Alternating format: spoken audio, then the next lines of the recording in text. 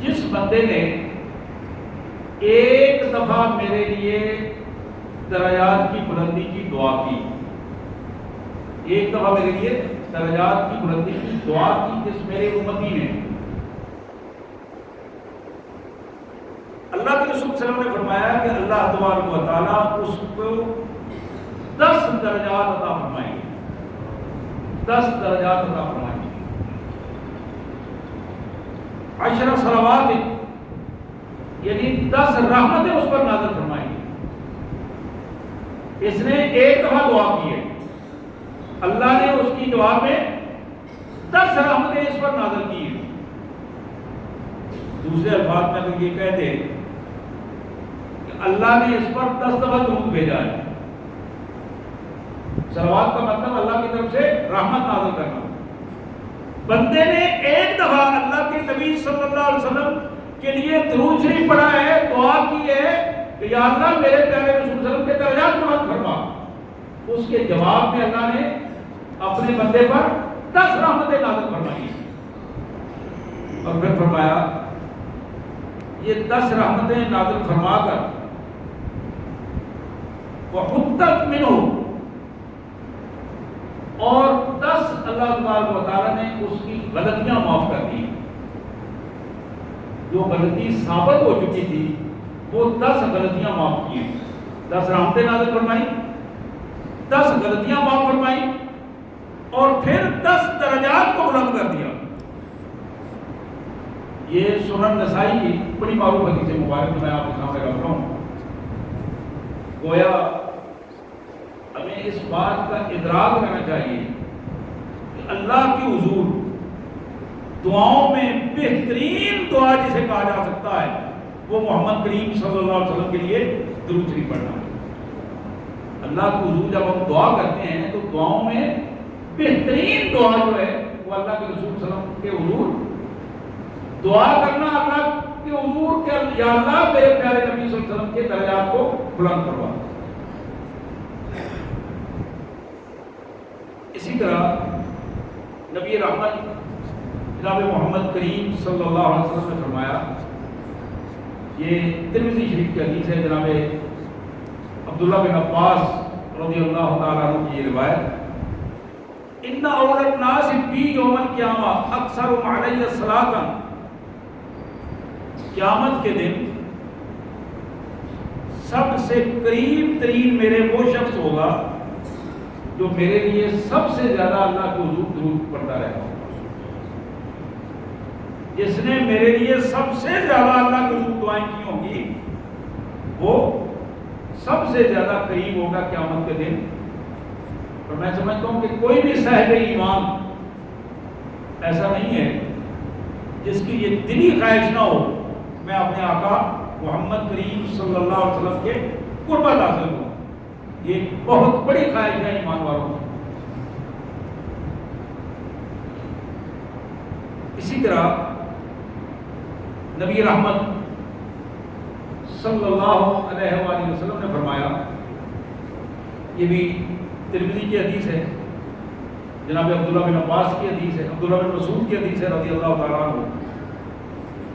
حضور صلی اللہ علیہ وسلم فرماتے ہیں، ان اللہ ان للہ ملائکۃ سیاحین فی الارض یبلغون من امتی السلام، اللہ کے حکم سے اللہ کے فرشتے زمین پر پھرتے رہتے ہیں، سیاحین، سیاح کہتے ہیں اللہ کے فرشتے اللہ کے حکم سے زمین میں چلتے پھرتے رہتے ہیں، جہاں کہیں بھی میری امت کا کوئی فرد درود شریف پڑھتا ہے، میرے لیے سلام بھیجتا ہے، اللہ تعالیٰ ان فرشتوں کے ذریعے وہ سلام میرے تک پہنچاتا ہے، اللہ تعالیٰ ان فرشتوں کے ذریعے وہ سلام میرے تک پہنچاتے ہیں۔ اور یہ عمل جاری رہتا ہے، بلکہ اس کی دوسری حدیث مبارک جو ابو داؤد کی حدیث ہے، حضرت ابو ہریرہ رضی اللہ عنہ کی روایت، اس کی اور زیادہ وضاحت فرما دی، فرمایا کہ ما من احد یسلم علی الا رد اللہ علی روحی حتی ارد علیہ السلام. جب بھی میرا کوئی امتی مجھ پر درود یا سلام بھیجتا ہے، اللہ تعالیٰ میری روح واپس کر دیتے ہیں، مجھے زندہ کرتے ہیں، اور وہ سلام میرے حضور پیش کیا جاتا ہے. اللہ کو بھیجتے میرے سامنے وہ سامان لے کے جا رہا، یا رسول اللہ یہ فلاں آپ کا امتی، اس نے یہ سلام اور درود آپ کے لیے. حضور فرماتے ہیں کہ میں اس وقت میں اس کا جواب حتی ارد علیہ، اس کے سلام اور درود کا جواب دیتا ہوں. اللہ سے میں بھی دعا کرتا ہوں، یا اللہ میرے اس امتی پر رحم فرما دے، میرے اس امتی کا سلام قبول کر دے. یہ کیفیت ہر وقت جاری رہتی ہے. اور آپ اندازہ کر سکتے ہیں کہ پوری دنیا میں کون سا ایسا لمحہ ہے جس لمحے محمد رسول اللہ صلی اللہ علیہ وسلم کے لیے کائنات میں لوگ دعائیں نہ کر رہے ہوں اور درود شریف نہ پڑھ رہے ہوں. یہ وہی چیز ہے جس کو اللہ نے فرمایا نا ورفعنا لک ذکرک، میرے نبی ہم نے آپ کا ذکر بلند کر دیا ہے. دنیا میں انسانیت، پوری انسانیت میں آپ کا ذکر خیر سب سے بلند تر ہوگا، پوری انسانیت میں سب سے بلند تر ہوگا. اسی طرح سنن نسائی کی ایک دوسری روایت تو مشکات شریف میں موجود ہے، نبی رحمت صلی اللہ علیہ وسلم نے فرمایا لا تجعلوا بیوتکم قبورا، اپنے گھروں کو قبریں نہ بناؤ، اپنے گھروں کو قبرستان نہ بناؤ. مفہوم یہ ہے، آپ کو یاد ہوگا کہ میں نے پچھلے جمعہ مبارک میں یہ عرض کیا تھا حدیث مبارک کے حوالے سے کہ حضور نے حکم دیا ہے کہ اپنے اپنے گھروں میں ایک جگہ مختص کر دو نماز کے لیے، اس کو حیثیت بناؤ مسجد کی، وہاں نوافل پڑھا کرو، قرآن مجید بیٹھ کے پڑھا کرو، درود شریف پڑھا کرو، گھر میں ایک ماحول بنا دو، وہ ماحول مسجد کا پاکیزہ ماحول ہو، وہ ماحول تمہیں اپنے گھر کی پاکیزگی میں اور گھر کے تقویٰ میں اور گھر کے تزکیے میں بہترین معاملہ ثابت کرے. تو یہاں اس الفاظ کو کہا کہ لا تجعلوا بیوتکم قبورا، کہ لوگوں اپنے گھروں کو قبریں نہ بناؤ، وہاں دین کی باتیں کیا کرو، وہاں دین پھیلایا کرو، وہاں تربیت کیا کرو اپنے بچوں کی، گھر والوں کی، بیٹھا کرو. وَلَا تَجْعَلُوا قَبْرِي عِيدًا، اور میری قبر کو میلے ٹھیلے کا ذریعہ نہ بنانا، میری قبر کو میلے ٹھیلے کا، جشن کا، سجدہ کا یہ ذریعہ مت بنانا. وَلَا تَجْعَلُوا قَبْرِي عِيدًا، اور پھر فرمایا وَصَلُّوا عَلَيَّ،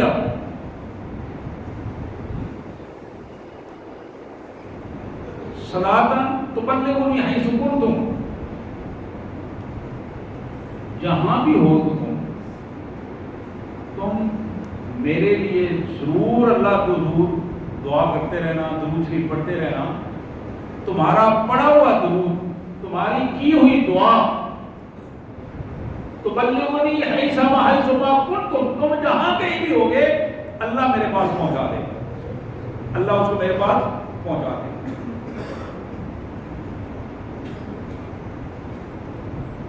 اسی طرح ترمذی شریف کی بڑی معروف حدیث جناب ابو ہریرہ رضی اللہ تعالیٰ عنہ کے حوالے سے، جس میں نبی محترم صلی اللہ علیہ وسلم نے فرمایا کہ راغم انف رجل، وہ بندے کی ناک خاک آلود ہو جائے، یعنی بندہ ذلیل و رسوا ہو جائے، کہ جس بندے کے سامنے ذکرت علیہ فلم یصلی علیہ، ذکرت علیہ فلم یصلی علیہ، میرا اس کے سامنے ذکر کیا گیا، میرا نام اس کے سامنے آیا،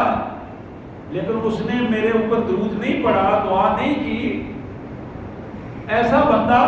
بدبخت ہے، ایسا بندہ اسے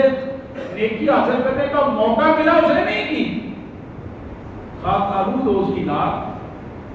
اس نے اپنے لیے ذلت و رسوائی کا فیصلہ کیا۔ پھر اس کے لیے دوسری بات کی، وہ بندہ جس کے پاس رمضان المبارک آیا اور اس نے اپنے گناہ معاف نہیں کروائے، اس پوزیشن میں کہ رمضان شریف گزر گیا اور اس کو ہوش ہی نہیں آئی کہ اس نے اس سے فائدہ نہیں اٹھایا۔ رغم انف رجل، اس بندے کی ناک خاک آلود ہو، یہ تباہ و برباد ہو، یہ اس نے کیا کیا؟ اپنی زندگی کا بہت قیمتی لمحہ اس نے ضائع کر دیا۔ پھر فرمایا کہ ایسا بندہ اللہ اس کو تباہ کرے جس کے والدین دونوں یا ان میں سے ایک بڑھاپے میں بزرگ ہو جائیں اور اس کے پاس موجود ہوں اور یہ بندہ ان کی خدمت نہ کر سکے، ان کی خدمت کر کے جنت نہ حاصل کر سکے، ان کی موجودگی جنت کی بجائے اس کے لیے جہنم کا سبب بن جائے۔ رغم انف رجل، تباہ و برباد ہو جائے ایسا بندہ، ذلت و رسوائی کا نمونہ بن جائے ایسا بندہ۔ تو یہ نبی محترم صلی اللہ علیہ وسلم کے یہ حدیث مبارک جو ترمذی کی میں نے بیان کی، بڑی معروف حدیث ہے، اور اس حوالے سے بھی ہمیں شعوری طور پر یہ سمجھ لینا چاہیے کہ دین میں ایک ایک چیز، اب اس حدیث میں 3 باتیں ہیں، رمضان کا تذکرہ ہوا، والدین کا تذکرہ ہوا، اور محمد کریم صلی اللہ علیہ وسلم پر درود شریف کا تذکرہ ہوا۔ اسی طرح بڑی معروف حدیث مبارک جناب ابی بن کعب رضی اللہ تعالیٰ عنہ کے حوالے سے، قلت عند رسول اللہ صلی اللہ علیہ وسلم، کہتے ہیں میں نبی اکرم صلی اللہ علیہ وسلم کے پاس تھا، وہ بکر بھی تھے، جناب عمر رضی اللہ تعالیٰ عنہ بھی موجود تھے۔ میں نے دعا کی، دعا میں سب سے پہلے میں نے اللہ کی حمد بیان کی،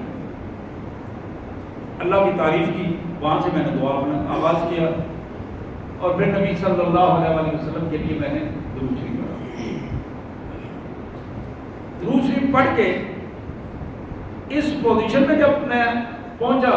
تو حضور صلی اللہ علیہ وسلم نے 3 دفعہ کہا، سل تو تہو، اب مانگو تمہیں دیا جائے گا، اب مانگو تمہیں دیا جائے گا، اب اللہ سے طلب کرو، تمہیں اللہ تمہاری دعا سنے گا، تمہیں عطا کرے گا۔ گویا یہ بات کہ اللہ کے ہاں طے ہے کہ جو شخص اپنی دعاؤں کا آغاز اللہ کی تعریف سے کرتا ہے اور اس کے بعد محمد کریم صلی اللہ علیہ وسلم کے لیے درود شریف پڑھتا ہے، پھر اپنے لیے اللہ کے حضور دعا کرتا ہے، یہ دعا اللہ کے رسول صلی اللہ علیہ وسلم کے فرمان کے مطابق اللہ کے حضور قبول کی جاتی ہے۔ اس دعا کا بڑا درجہ ہے اور یہ قبول کی جاتی ہے۔ اللہ کے رسول صلی اللہ علیہ وسلم نے جناب ابی بن کعب کی ایک دوسری روایت کہتے ہیں میں نے عرض کیا کہ میرے آقا میں جب دعا کرتا ہوں تو آپ کے لیے دعا میں درود شریف پڑھتا ہوں، تو کیا میں یہ جو درود شریف میں شروع میں پڑھتا ہوں اللہ کی تعریف کے بعد میں اسے زیادہ کروں، تھوڑا ٹائم بڑھا دوں اس کا، ایک کی بجائے زیادہ پڑھوں، جس میں انہوں نے یہ درخواست کی کہ میں چوتھا حصہ اپنی دعا کا درود شریف پڑھوں۔ آپ نے فرمایا اگر کر سکو تو زیادہ کر لو، خیر اللہ کا، یہ تمہارے لیے بہت بہتر ہے۔ انہوں نے کہا جی اگر اجازت ہو تو میں آدھی دعا صرف درود شریف بھی پڑھ کے دعا کرتا ہوں۔ آپ نے فرمایا اوزد علیہ، خیر اللہ کا. اگر تم آدھی دعا سے بھی زیادہ کر لو گے تو اللہ تبارک و تعالیٰ تمہارے لیے اس کو بہتر بنا دے گا. اور وہ کہتا ہے کہ ثلثین میں 2/3 کر لوں, یعنی باقی 1/3 رہ جائے تو باقی میرے لیے. تو آپ نے فرمایا اور سے کہا بہت زیادہ کر لو, اس میں کوئی حد کی بات نہیں. خیر اللہ کا, یہ تمہارے لیے بہت بہتر ہوگا, اللہ تمہارے اجر میں اضافہ فرما دیں گے. تو آخر میں وہ کہتا ہے یا رسول اللہ اگر اجازت ہو تو میں ساری کی ساری دعا درود شریف پڑھ کے پوری دعا کر لوں. آپ نے فرمایا کہ اگر تم اپنی ساری دعا درود شریف پر ہی منحصر کر دو, اللہ تعالیٰ تمہارے لیے اس دعا کے بدلے میں جو کچھ تمہاری دعائیں ہیں وہ اس کو قبول کر رہے ہیں. جو تمہارے دل میں ہیں دعائیں, جو تم نے اللہ سے دعائیں نہیں کی, صرف تم اپنے نبی کے لیے دعا کرتے رہے, اللہ تعالیٰ اس کے بدلے میں تمہاری باقی دعاؤں کو قبول فرما رہے ہیں. جن کا اظہار تم نے نہیں کیا اپنے دل میں رکھی ہوئی. حضرات اسی طرح محمد کریم صلی اللہ علیہ وسلم نے, بلکہ یہ 2 الفاظ حدیث میں آخر میں جو میں ابھی بیان کر رہا تھا بڑے کمال الفاظ ہیں. اذا تکفی ہمہ کا ویکفر لک ذنبک, تم اگر ساری دعا درود شریف پر منحصر کرو گے تو اللہ تبارک و تعالیٰ تمہارے غم دور کر دے گا اور گناہوں کو معاف فرما دے گا. گناہوں کے لیے کفارہ بن جائے گی چیز تمہارا بدلہ. سبحان اللہ و بحمدہ سبحان اللہ العظیم و بحمدہ نستغفر اللہ. حضرات محمد کریم جناب رؤوف الرحیم صلی اللہ علیہ وسلم محسن انسانیت. آپ کا تعلق صرف مسلمانوں سے نہیں ہے. آپ کی امت کی 2 قسمیں ہیں. ایک ہے امت دعوت اور ایک ہے امت اجابت. امت اجابت جو ہے وہ لوگ ہیں جنہوں نے آپ کی دعوت کو قبول کر لیا, کلمہ پڑھ لیا, مسلمان ہو گئے ہیں. وہ ایک خاص امت کے دائرے میں آ گئے ہیں, جس دائرے میں آپ ہم سب موجود ہیں. ہماری کمزوریاں اپنی جگہ پر, لیکن ہم اسی امت کا حصہ ہیں جس امت میں حضرت ابوبکر صدیق, اس امت میں سب سے پہلا نام ان کا ہے. جس امت میں جناب فاروق اعظم ہیں, جناب عثمان غنی ہیں, جناب حیدر کرار ہیں, خالد بن ولید ہیں,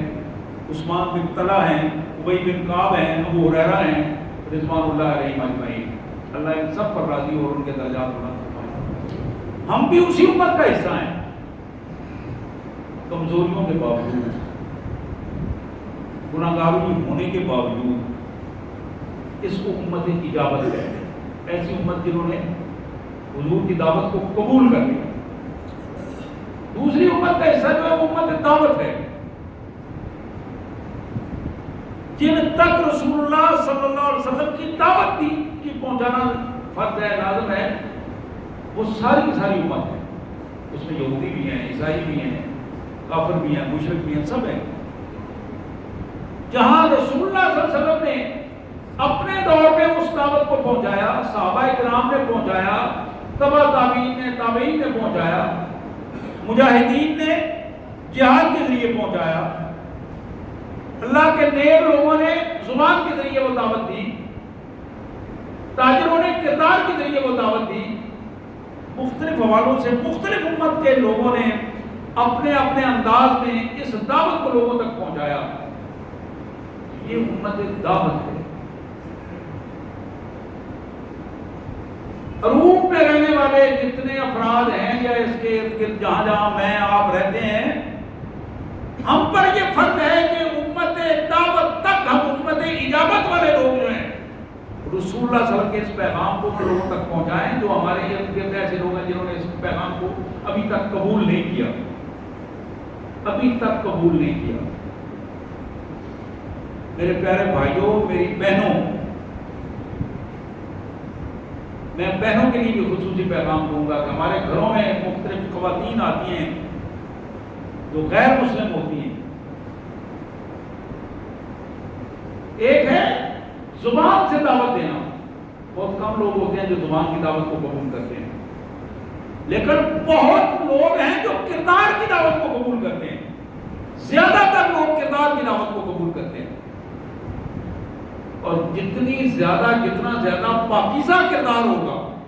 پاکیزہ اخلاق ہوگا، یقین کریں کہ اس سے مؤثر دعوت کوئی نہیں، یہ سب سے مؤثر دعوت ہے۔ ہماری اس طرف بہت کم توجہ ہے، بلکہ ہم بعض اوقات اپنے غلط کردار کی وجہ سے اس ایمان کے لیے داغ اور دھبا بن جاتے ہیں کہ لوگ لفظ اسلام یا مسلمانوں سے نفرت کرنا شروع کر دیتے ہیں، اور یہ بہت بڑے پریشانی کا باعث بن جاتا ہے۔ تو میں عرض کر رہا تھا محمد رسول اللہ صلی اللہ علیہ وسلم کی آپ کے ساتھ محبت غیر مشروط محبت، کوئی شرط نہیں، ایمان کا حصہ ہے، پر جو بندہ محمد رسول اللہ صلی اللہ علیہ وسلم کے ساتھ غیر مشروط محبت نہیں کرتا، اس کو اپنے آقا کے ساتھ محبت نہیں ہے، کم ہے۔ اندر سے جھانک کے دیکھیں کہ محبت کی کیفیت کتنی ہے، اگر وہ کم ہے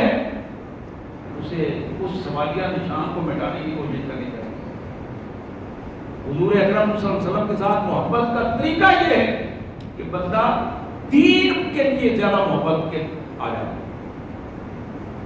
محبت ناروں کا نام نہیں ہے، جلوسوں کا نام نہیں ہے، کسی خاص لباس کا نام نہیں ہے، کسی خاص سٹائل کا نام محبت نہیں ہے، محبت دلوں کا نام ہے، دل کی تبدیلی کا نام ہے، اور دل کی تبدیلی جو کردار کی صفائی اور تزکیہ کی صورت میں ڈھلتی ہے اس کا نام محبت رسول ہے صلی اللہ علیہ وسلم۔ یہی وہ بات ہے حضرات، یہی وہ بات ہے۔ صحابہ کہتے ہیں کہ ہم رسول اللہ صلی اللہ علیہ وسلم کے پاس بیٹھے ہوتے تو ایسے محسوس ہوتا تھا جیسے کوئی لکڑی ہے اور جانور اس لکڑی پر آ کر بیٹھ جائے تو جانور بھی لکڑی سمجھ کر وہاں سے نہ اٹھے۔ کسی انسان جاندار کے پاس کوئی جانور عام اٹھتا ہوا نہیں بیٹھتا، آداب کی یہ کیفیت تھی۔ آج بھی ہمیں اپنے اندر وہ کیفیت پیدا کرنے کی ضرورت ہے۔ میرے بھائیوں، غیر مسلموں کو جس طرح میں بہنوں کو دعوت دے رہا ہوں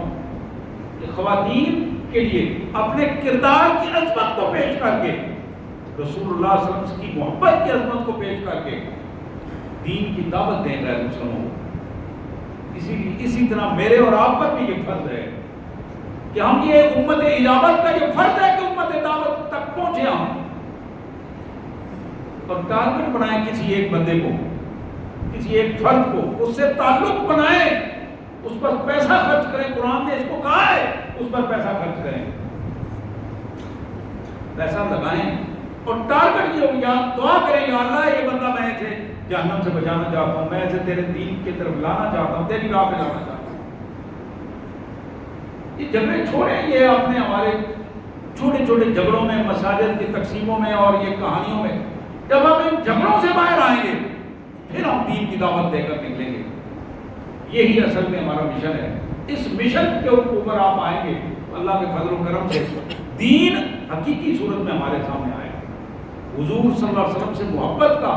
سب سے بڑا طریقہ یہ ہے کہ اللہ کے رسول صلی اللہ علیہ وسلم کے دین کو بے دینوں تک پہنچایا ہے، ان کے اندر، ان کے دلوں میں محمد رسول اللہ صلی اللہ علیہ وسلم کی محبت اور دین کی محبت کا جذبہ پیدا کیا ہے۔ اللہ نے اس کی توفیق عطا فرمائے۔ آخر دعوانا الحمدللہ رب العالمین۔